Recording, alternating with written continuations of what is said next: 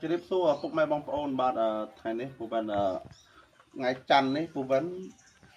ចេញទៅលក់ហើយពុកម៉ែបងប្អូននៅសារតាថ្ងៃនេះពូវិនរៀបចំអ្វីអាវ៉ាន់ទុកទៅហើយសៅរ៍អាទិត្យនេះពូវិនរៀន2ថ្ងៃទៀតនៅសាលាក្រុងហើយមួយទៀតពូវិនចេញទៅលក់នៅតាមបណ្ដាស្រុកភូមិឃុំ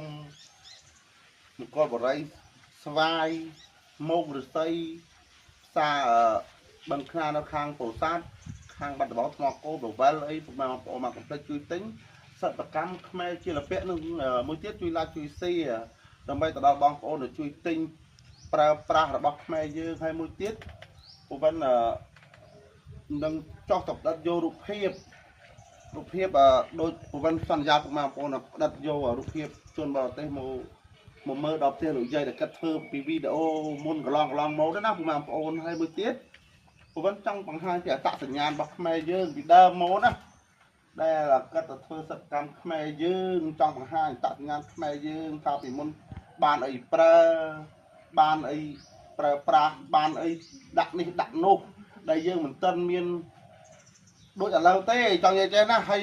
មិនទាន់មានថងមានអីដូចឥឡូវតើណាក៏យើងយួរកត្រកហ្នឹងក៏បេះបន្លែបេះប្រឡោកហើយមួយទៀតមិនមែនប្រើបងពុកម៉ែបងប្អូនទៅប្រើថង់ប្រើអីទេគាត់ចង់និយាយថាយើងជួយកាត់បន្ថយយើងនឹងមកប្រើរបស់ធម្មជាតិខ្មែរយើងវិញអញ្ចឹងណាដើម្បីកាត់បន្ថយថង់ប្លាស្ទិកមួយថ្ងៃកាត់បន្តិចមួយថ្ងៃកាត់បន្តិចហើយមួយទៀតយើងផ្ដើមចេញពីខ្លួនយើងផ្ទាល់ណាពុកម៉ែបងប្អូនបាទហើយងាកមកសិប្បកម្មខ្មែរយើងវិញបាទនេះមានជាលពាក់ជាហាលត្រីមានសពគ្រប់ដែរបងប្អូនបាទប៉ុន្តែពុកវិនចង់រួចហើយមិនចង់និយាយថាមិនមែនពូវិនរៀបចំទេគឺប្រព័ន្ធពូវិនតែច្រឡំដូចខមមិនមួយចំនួនណាខ្ញុំក៏អត់បានប្រាប់បងប្អូនថាពូវិនចំក៏អត់បើគិតជើងចេះចង់និយាយថាភរិយាខ្ញុំក៏ដេកខាងនោះគាត់រៀបចំហើយពូវិនក៏ជាអ្នកទីផ្សារអនឡាញពូវិនរៀបចំរួចពូវិនក៏រាយរាប់ប្រាប់ម៉ែបងប្អូនវីដេអូទៅថាពូវិន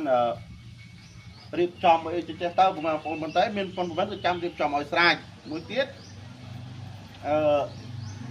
ចង់ឲ្យពុកម៉ែបងប្អូនពូវិនមានតែរៀបដៃ10ទេជួយ share ជួយ like ចង់បង្ហាញថាពុកម៉ែបងប្អូនថាលម៉កមួយនេះគឺសម្រាប់ចល័តសិប្បកម្មខ្មែរមួយថ្ងៃមួយព្រឹក